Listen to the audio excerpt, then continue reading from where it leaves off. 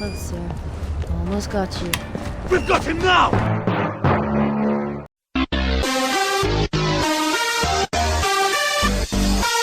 Okay, so here is my review of Splinter Cell Conviction. So this game is the 4th game in the Splinter Cell series, and you pick back up and you play as Sam Fisher. And right at the beginning of the game, Sam Fisher has kind of gone AWOL and has kind of left Third Echelon after the supposed death of his daughter. So that's basically the background. So the first thing I liked about Splinter Cell Conviction is Sam Fisher. So he's a really nice character. He's completely badass. He's so kick-arse. The guy that voice acts him is really, really good. A little bit concerned because he's not voice acting the new Splinter Cell Blacklist. So hopefully they'll choose a decent guy for him. But anyway, the character Sam Fisher, he is really tough. And when you play as him, you do feel like you could just take out anybody in the room. That you are just a badass Secret Service agent who could just kill anybody that you wanted. He's really, really tough, really cool, especially during the interrogation sections where you interrogate people. You do feel like a badass, basically. It reminds me of when I played as Batman in Batman Arkham City, and you just felt so overpowered and so cool. And it's kind of the same thing when you play as Sam Fisher. So his character was really nice. I liked what they did with his character. You seemed really kind of disillusioned and kind of really dark and full of hate and anger and really vengeful after Fisher was told that his daughter was dead, and you're basically trying to track down the people responsible for it and kill them. And you do really feel for Fisher. You do really feel that he's just racked with hate and anger and vengeance, and I like that. I liked his character. That he's not a squeaky clean good guy. He's really multi-layered, and I like that. He's fallible as a character. He's incredibly fallible, and I like that. Sam Fisher was a great character, and I'm excited to get to continue to play through as him in the new Blacklist game, which is coming out this year. While Sam Fisher's a really nice character, I felt that the bad guys, the villains in the game, that their characters just they weren't interesting. They were too black and white, too one-dimensional, almost kind of like caricatures of characters. They were just like, I'm a bad guy, and so I'm going to try and destroy America or destroy the world. And there was no real development. There was no what is their motivation? Where are they coming from? What are their motives? Why do they want to do this? What do they hope to achieve other than doing something bad because they're bad? That's just really lazy writing. And so I felt that the characters were just very boring. Their script, their lines were very cheesy and one-dimensional, not interesting at all. Even with the soldiers and that you had to take down, even their lines were very repetitive. And so I do hope that in Blacklist that the characters are a lot better written, are more developed and have more interesting lines and script. So yeah, I didn't like the bad guys.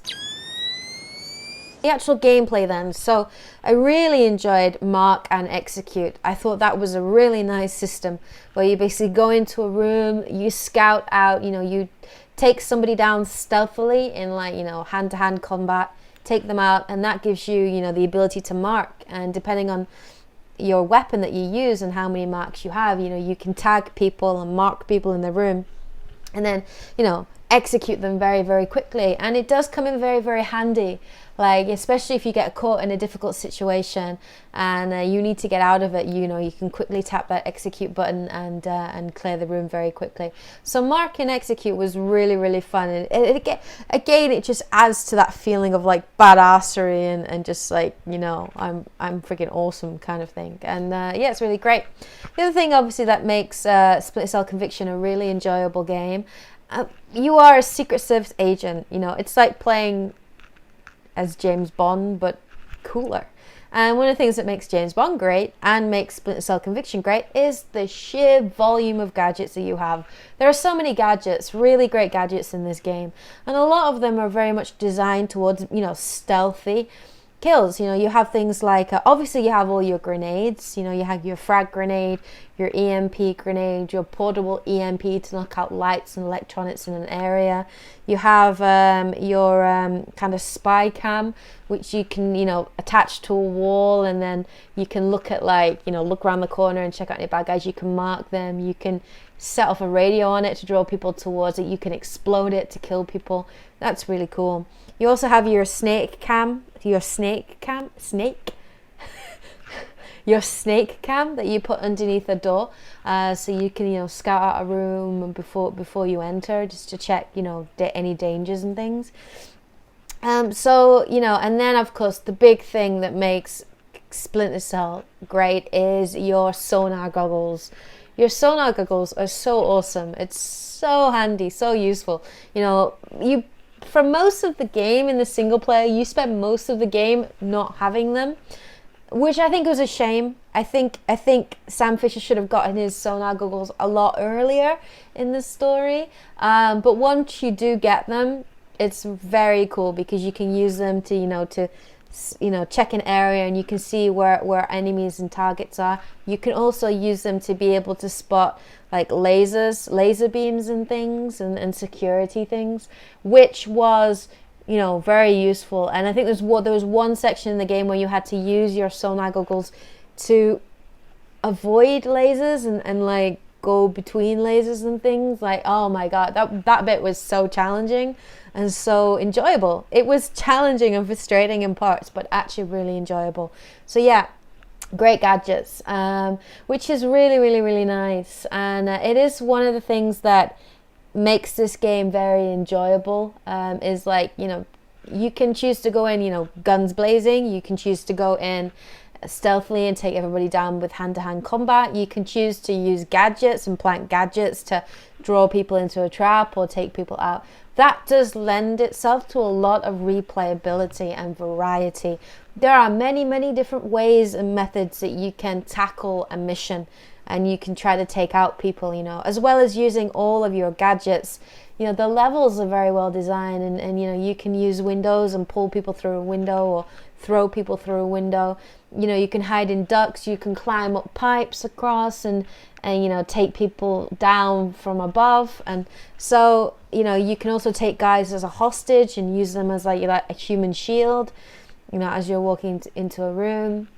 So there's, it does lend itself to a lot of replayability and variety, and that's really great. The other systems that I liked the whole black and white versus color system. I thought that was very clever and very easy to understand and follow, especially if you'd never played a Splinter Cell game before. It was very easy. When it's black and white, you're in cover and they, the enemy cannot see you, and when it turns into color, you're in the light and you are visible. And if you obviously take, it's Splinter Cell, so the main aim of the game is to shoot the lights. So if you take out all the lights, you're in black and white and you're in cover and you're safe. Very, very simple, very easy to understand, very effective. So I really like the black and white system. I also really like the system of the shadow, the silhouette.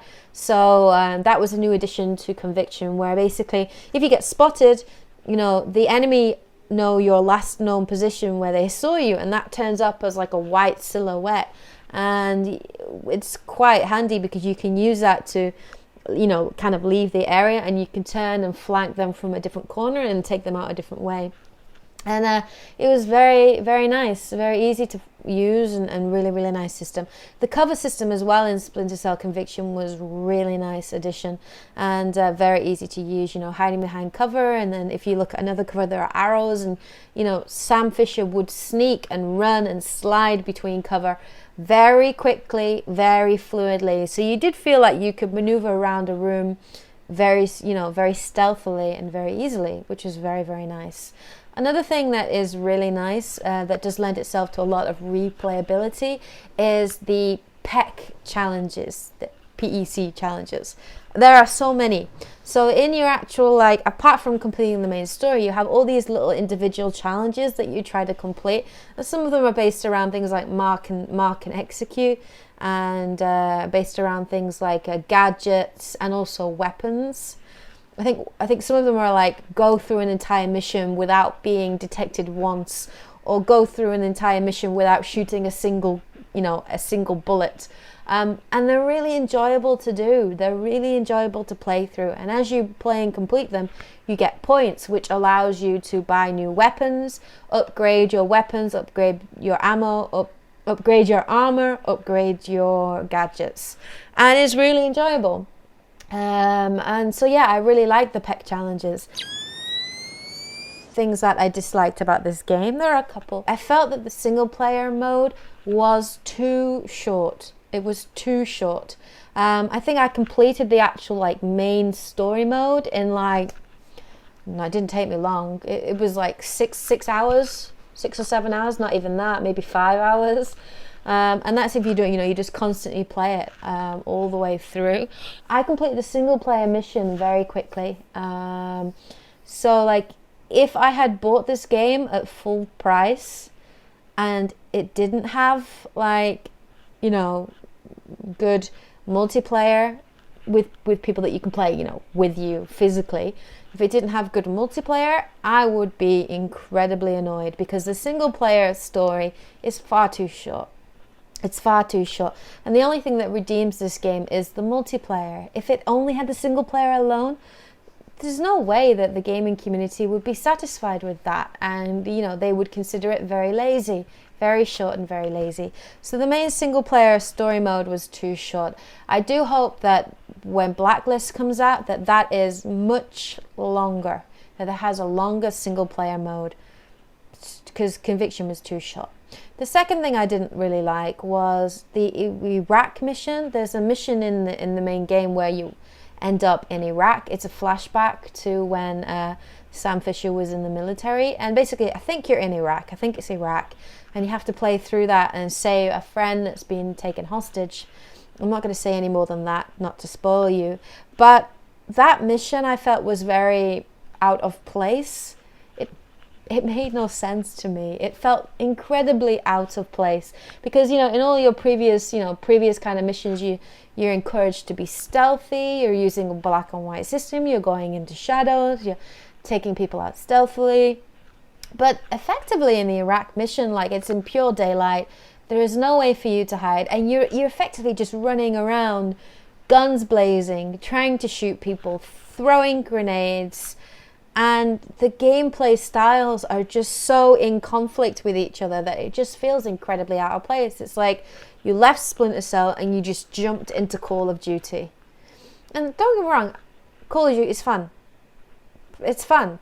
But I didn't buy a Call of Duty game. I bought a Splinter Cell game. So it just, for me, and I'm glad it was only one mission. If it had been more than one mission, I would have found that a lot more annoying. But for me, that it just felt very out of place. I do know that the new Blacklist is set, I think, maybe in the Middle East. And I hope it isn't like that. I hope it continues to use the stealth that we all know and love, and the use of gadgets and infiltration that we all know and love in Splinter Cell. And so I hope it doesn't go the way of Call of Duty, because if it does, it's a crying shame if it does. So that's the other thing that I disliked. I didn't like the Iraq mission. I really didn't enjoy it. I just played it. I was like, come on, I just want to kill these guys so I can just continue on and get back to what I love doing. Thankfully, at least that mission was short enough and we were able to get through it quick enough, but it was a bit annoying. The other thing I didn't really like about the game is I felt like there weren't enough weapons in the game, and a lot of the weapons that you got were okay, but there wasn't enough variety. And I found that once I got my 5.7, my pistol, and like a certain assault rifle or SMG, I just didn't bother with any of the other weapons, because I just didn't care. Like, I just didn't think there was enough variety of weapons, all cool enough weapons. They just all seemed very similar.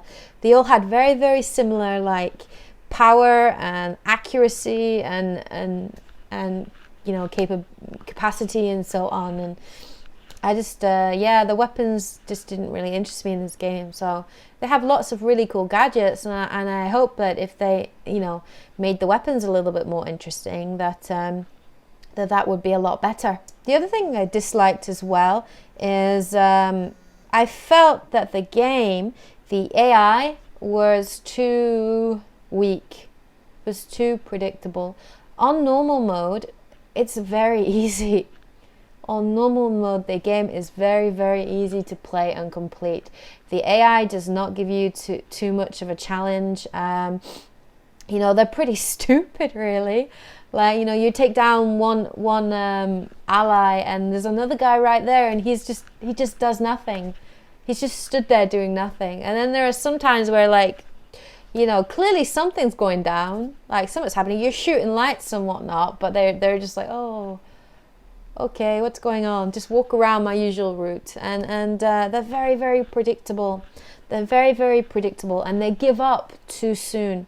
They give up on you too soon. And so, yeah, normal mode, that adds to the quickness of play, that because the AI is very predictable and not challenging enough in normal mode, that you know, that you complete the main story mode too easily, and it doesn't feel like a challenge.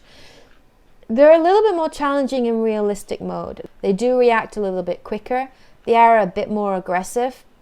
And that, you know, the routes that they take they're not so predictable, but not enough. For me, realistic mode was like playing normal mode, in my opinion. Like, when I played other games where it's been like hardcore or invincibility or realistic mode or whatever, it has been a real challenge to play and complete the game, you know. And, like, you know, one mistake and boom, you're dead, you're out, you know. And that being, like, frustrating but enjoyable. For Splinter Cell Conviction, even the realistic mode, while it is more challenging and they do punish you a little bit more if you make a mistake, in my opinion, it's not enough. It's not enough. For me, there needs to be 3 or 4 levels. There's like casual mode, normal mode, realistic mode, and then something above that, hardcore or veteran mode or something. There needs to be something that's above that, because realistic mode just isn't challenging enough, which doesn't really make you want to play through the game more than once or twice. So, you know, while it's more challenging, it doesn't go high enough, in my opinion. The last thing about this game that I really enjoyed is the co-op multiplayer. Now, I've played all parts of it. So I played the story mode, co-op story mode with N7Kate. And I've also played, like, you know, the hunter mode and last stand mode. And there's like 4 different modes that you can play. One of them is like you play through an actual story, and you have like 2 main characters, which is Archer, who's like an American third echelon operative, and Kestrel, who is a Russian operative, and you play together, you know, through this entire story mode, which is basically a prequel to the main single player mode. So they overlap to a degree, with character at the beginning, but not too much. They're completely separate and really, really nice. And the co-op story mode was very enjoyable. It has like four main kind of missions that you play, and it's quite a good length and is very enjoyable. And also the hunter mode was very fun. That's like, you know, going through the levels again, and you have to take out like so many guys within a level, and if you get detected, more guys come. And then you have last stand mode, which is where you have an object or a computer or something that you have to protect against waves and waves of guys. And then I think the last one is like a versus kind of mode, where you and your partner have to compete to see who can take out the most people and who can score the most points. So the multiplayer is very enjoyable and very like varied in terms of like, you know, gameplay missions and stories, and is really enjoyable playing it cooperatively. What I would say, however, is playing the co-op missions on a local server, on the same computer, on the same Xbox or same console, split screen is great, is fantastic. However, the Xbox Live, playing it online, is awful, is terrible, really bad. I've tried to play, currently N7 Dante and I are trying to play the story mode through on a realistic mode, which is like the hardest mode. We've only been able to play the first level because every single time that we try to play the second, third, fourth mission, constantly it's desyncing. And constantly, like, we're getting kicked out of the game. It can't handle us both. Now, like, just to share a bit of information with you here, you know, Dante obviously currently lives in England. He's from the UK, and I actually currently live in Japan. I'm working in Japan, and so, you know, when we play, you know, we meet up online and we play together. Now, we've been able to play other multiplayer games together, like Mass Effect 3, Borderlands, using Xbox Live with no problem whatsoever. But when it comes to playing Splinter Cell Conviction online, it's impossible. It's impossible. So one of the biggest issues and problems I have with this game is its online capability is shockingly bad. You can tell I'm very annoyed about this. It's so bad and so frustrating.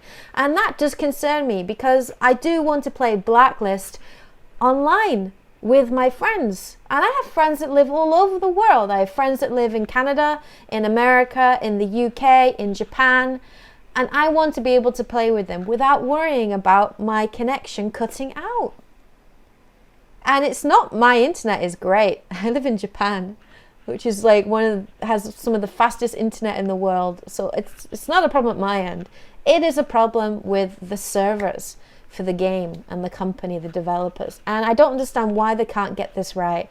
I hope it is something that is fixed, because I know it's not a problem that only I have come across. I've talked to other friends that had this game and they've had the same problem, and it's a big issue. Those are my thoughts on Splinter Cell Conviction. So, of course, it had a lot of bad things to do with it, as well as good things. You know, every game does. I mean, generally, I enjoyed the game and I did enjoy playing it, but I am glad that I waited a while and that I didn't buy it at brand new price. But it's still a good game, and I do recommend that you go out and buy it and play it with your friends. Definitely go and play it with your friends, because it is a good game to play cooperatively. So in terms of a score, probably I would give Splinter Cell Conviction a 7 out of 10. Well, it does have some flaws, mainly the Xbox Live coverage, the game being too short and not difficult enough. It is a good game. It is a good game, and I do recommend it. So I'm going to give this game the official N7 stamp of approval. So go out and buy it. I recommend it, and yeah, enjoy it with your friends. So that's the end of this review today. I hope you guys enjoyed the review, and please like if you enjoyed the video. Leave any comments below if you have any of your own thoughts and ideas, or if you've played this game, or even if you've had the same issues that I've had on multiplayer and what you thought about it. Let me know in the comments, and yeah, I'll catch you guys next time in my next review or my next video on this channel. So keep tuned for that. So see you guys next time. Have a great day, and see you in my next video. Bye guys.